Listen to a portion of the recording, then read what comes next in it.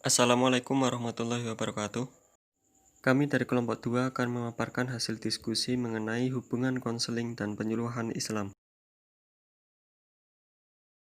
Terdapat 3 poin utama dalam materi kali ini diantaranya. Yang pertama, karakteristik konselor dan penyuluh Islam. Yang kedua, karakteristik klien. Yang ketiga, hubungan dalam konseling dan penyuluhan Islam. Untuk mengetahui 3 poin tersebut, lebih dahulu kita mengetahui tentang apa itu karakteristik konselor dan penyuluhan Islam. Di urutan pertama terdapat active responsiveness, bertujuan konselor agar dinamis.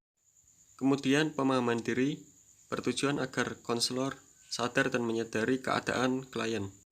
Lalu kompeten, artinya seorang konselor harus memiliki kualitas sebagai seorang konselor yang profesional. Selanjutnya kesehatan psikologis, artinya seorang konselor harus memiliki kesehatan psikologis yang lebih baik. Dipercaya menjadi faktor utama seorang konselor agar seorang klien merasa nyaman dan aman.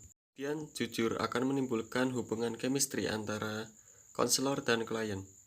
Kekuatan, artinya konselor ini mampu mengatasi segala masalah yang dihadapkan oleh konselor dari seorang klien. Kesadaran holistik menjadi penting agar konselor dapat memahami sifat dari klien itu sendiri. Bersikap hangat, konselor harus memiliki perhatian yang lebih kepada seorang klien. Sabar, artinya konselor harus memiliki sikap pemerhati atau biasa disebut dengan sikap perhatian yang lebih kepada seorang klien. Yang terakhir adalah kepekaan, yaitu sebuah rasa yang harus diciptakan oleh konselor. Karakteristik seorang klien yang terdapat 3, diantaranya harapan klien, yaitu membutuhkan bantuan oleh seorang konselor. Kedua, pengalaman dan pendidikan klien. Konselor harus memperhatikan keragaman tingkat. Kepribadian klien, artinya konselor harus memperhatikan sikap, sifat, dan watak dari seorang klien tersebut.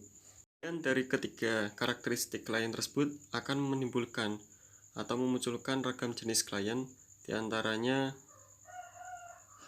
klien sukarela, klien terpaksa, klien enggan, klien bermasalah atau menentang, dan klien kritis.